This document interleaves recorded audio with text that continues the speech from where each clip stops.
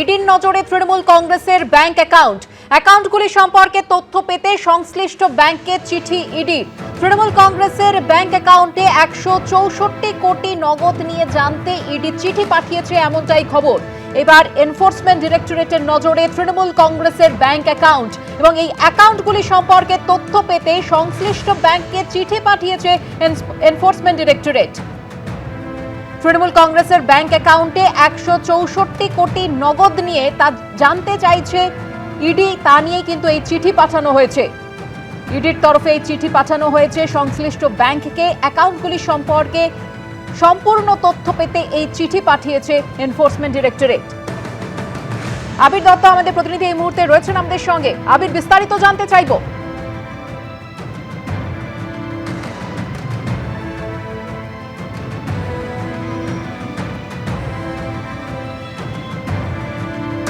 যোগাযোগ বিচ্ছিন্ন হয়ে গিয়েছে আমাদের সঙ্গে, আবারও যোগাযোগ করার চেষ্টা করছি আমরা আমাদের প্রতিনিধি আবির দত্তের সঙ্গে। ইডির নজরে তৃণমূল কংগ্রেসের ব্যাংক অ্যাকাউন্ট, যেমনটা জানা যাচ্ছে ইডি সূত্রে যে ব্যাংক অ্যাকাউন্টগুলি সম্পর্কে তথ্য পাওয়ার জন্য সংশ্লিষ্ট ব্যাংকে ইতিমধ্যে চিঠি পাঠিয়েছে এনফোর্সমেন্ট ডিরেক্টরেট। তৃণমূল কংগ্রেসের যে ব্যাংক অ্যাকাউন্ট, সেখানে 164 কোটি নগদ নিয়ে জানতে চায় ইডি। আমরা যোগাযোগ করতে পেরেছি আমাদের প্রতিনিধি আবির দত্তের সঙ্গে। আবির,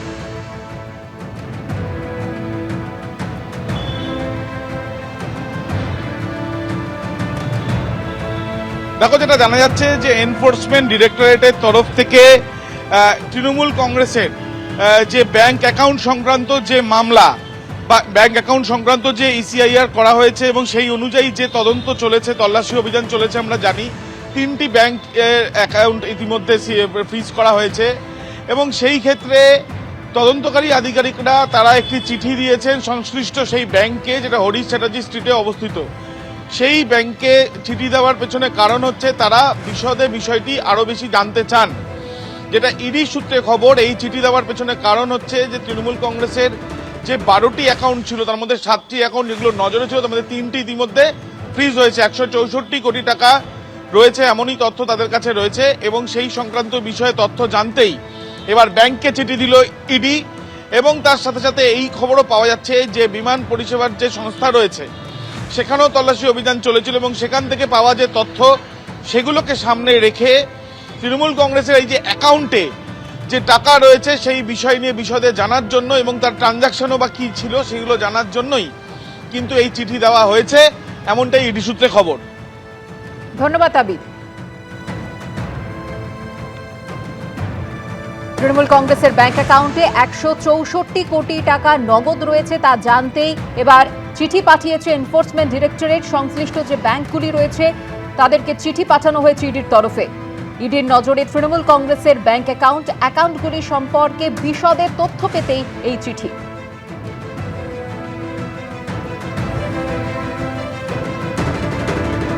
গতকাল মেজিয়ায় শ্যাম স্টিলের যে সম্প্রসারিত ইউনিট তার ভিত্তিপ্রস্তর স্থাপিত হয়, আর সেই অনুষ্ঠান থেকেই হুঁশিয়ারি দেন দুষ্কৃতীদের উদ্দেশ্যে মুখ্যমন্ত্রী শুভেন্দু অধিকারী। তিনি বলেন যে কারখানার গেটে তালা লাগালে হাজতবাস, কারখানায় এসে গেট ভাঙলে 3 গুণ আদায় করব, গুন্ডাগিরি চলবে না, সিন্ডিকেট কাটমানি তোলাবাজি চলবে না, জানতে পারলেই ভেঙে গুড়িয়ে দেব।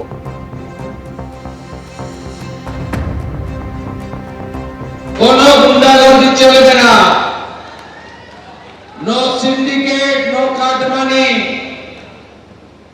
নো উসুলি, জানতে পারলেই ব্লো দেম আপ, ভেঙে গুড়িয়ে দেব। আইন শৃঙ্খলাকে ঠিক করতে হবে, গুন্ডা দমন আইন।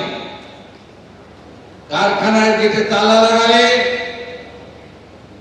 আপনাকে হাজতের ভিতরে থাকতে হবে। কারখানায় এসে গেটে ভেঙে দিয়ে গেলে 3 গুণ আদায় করব। এবারে যদি সরকারটা না আসতো এরা সব উড়িষ্যা চলে যাবে ঠিক করেছিল। সিন্ডিকেট রাজ, তোলাবাজি, রাস্তায় গাড়ি নিয়ে বেরোলে হাত পাতত, গুন্ডা ট্যাক্স, পুলিশ টাকা নেয় তো আরেকবার ডান্ডা ট্যাক্স টাকা নেয়। কি অবস্থা করে রেখেছিলেন আপনারা। এই সরকার আসার জন্য বাংলা বাঙালি বেঁচে গেছে আর ইনারাও ফিরে আসতে শুরু করেছেন। বিজেপি আসার আগে ভেবেছিলাম বাংলা থেকেই পালিয়ে যাব, আমরা এখন লগ্নি বাড়াচ্ছি, জমি পেলে আরো বিনিয়োগ করব, এমনটাই জানিয়েছেন শ্যাম স্টিলের সিইও। ভাজপা গভর্নমেন্ট আসবার আগে আমরা ভেবেছিলেন কি আমরা বাঙ্গাল থেকে পালিয়ে যাব, সোচাবো খুব ক্লিয়ারলি বলছি। এই জন্য আমরা উড়িষ্যাতে এমওইউ করেছি, মহারাষ্ট্রে করেছি, বিহারে করছিলাম, কিন্তু আমাদের এখানে ভাজপা আসবার পরে দে আর সো পজিটিভ অ্যাটিটিউড, আমরা এখানে ইনভেস্টমেন্টটা বাড়াচ্ছি। 15,000 কোটি টাকা তো আমরা করবোই, আর যদি টাইম পালে যদি আমাদের কিছু ল্যান্ড ব্যাংক কিছু আর পেয়ে গেলে আমরা এখানে ইনভেস্টমেন্ট আর বাড়িয়ে যাব। মেজিয়ায় শ্যাম স্টিলের কারখানার ভিত্তিপ্রস্তর স্থাপন করেই মমতা বন্দ্যোপাধ্যায়কে নিশানা করেন মুখ্যমন্ত্রী শুভেন্দু অধিকারী। প্রাক্তন মুখ্যমন্ত্রীর হাতে অনেক সময়, একবার এসে প্ল্যান্টের ভেতর দেখে যাবেন, আমাকে জানালে আমি প্রাক্তন মুখ্যমন্ত্রীকে সরকারি হেলিকপ্টার দিয়ে দেব। প্রাক্তন মুখ্যমন্ত্রী বলতেন গুজরাট উত্তরপ্রদেশ হতে দেব না, পশ্চিমবঙ্গে বিজেপি সরকার না এলে শিল্পপতিরা ওড়িশা চলে যাবে বলেছিল। এই সরকার ক্ষমতায় আসায় বাংলা ও বাঙালিরা বেঁচে গেছে।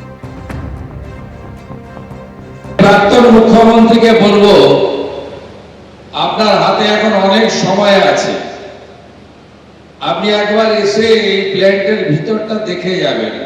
উনি কথায় কথায় বিশেষ করে মারোয়াড়িদেরকে, হিন্দি স্পিকিং লোকেদেরকে বলেন, ये लोग तो बाहरी है, गुजरात बनने नहीं दूंगा, यूपी बनने नहीं दूंगा। আমি অভিভূত, মন্দির তো আছে, দুই বরেণ্য ব্যক্তিত্বের মূর্তি আছে, রবীন্দ্রনাথ ঠাকুর আর নেতাজি সুভাষচন্দ্র বোস।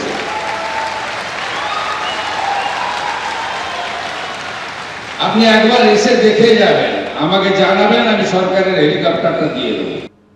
মুখ্যমন্ত্রী শুভেন্দু অধিকারীর এই মন্তব্যের পাল্টা কটাক্ষ করেছেন কুণাল ঘোষ। এই কাজগুলো অনেক আগে থেকেই তৈরি হয়েছিল এবং এমন অনেক কিছুই আছে, খুব স্বাভাবিক যে যেগুলি আগের সরকারের আমল থেকেই তার হোমওয়ার্ক পরিকল্পনা সমস্ত হয়েছে। 1-1.5-2 মাসে তো আর সমস্তটা নতুন করা সম্ভব নয়।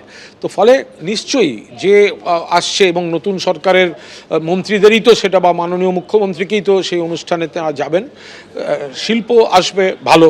কিন্তু আমি আবার বলছি, মমতা বন্দ্যোপাধ্যায়ের মুখ্যমন্ত্রিত্বের সময়ও বিপুল শিল্প এসেছে, মমতা বন্দ্যোপাধ্যায়ের সময় এসেছে, এবং এর আগেও যেটা আরেকটি গোষ্ঠীর ডানলপের কাছে না ডানকুনির কাছে যেটি হলো, সেটিও তো মমতা বন্দ্যোপাধ্যায়ের সময়ের তৈরি হয়ে যাওয়া। এখন হয়তো মানে অফিসিয়ালি শিলান্যাস বা পুজোটা এখন হচ্ছে, কিন্তু তার হোমওয়ার্ক, পেপার ওয়ার্কস, পরিকল্পনা সবটাই তো আগের সরকার থেকে তৈরি হয়ে আসে। বুদ্ধদেব ভট্টাচার্যের স্বপ্ন পূরণ করবেন শুভেন্দু অধিকারী। রাজ্যটাকে এগিয়ে নিয়ে যেতে চেয়েছিলেন বুদ্ধদেব ভট্টাচার্য। পরবর্তী প্রজন্মকে যেন অন্য রাজ্যে যেতে না হয়, এই ভাবনা থেকেই সিঙ্গুর নন্দীগ্রাম। শুভেন্দু অধিকারী নিজেই বলেছেন নতুন প্রজন্মের ভবিষ্যৎ নিশ্চিত করব। শুভেন্দু অধিকারী নিজেই বলেছেন নতুন প্রজন্মের ভবিষ্যৎ সুরক্ষিত করব। মীরা ভট্টাচার্য প্রাক্তন মুখ্যমন্ত্রী বুদ্ধদেব ভট্টাচার্যের স্ত্রী কি জানিয়েছেন দেখুন।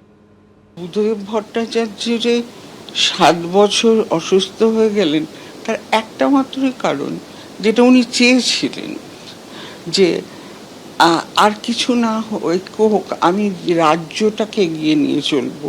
কারণ এ রাজ্যে ছেলেপিলেদের যেন, পরবর্তী প্রজন্মদের যেন আর অন্য রাজ্যে যেতে না হয়, এখানেই সেই গঠনটা আমি গড়ে তুলব।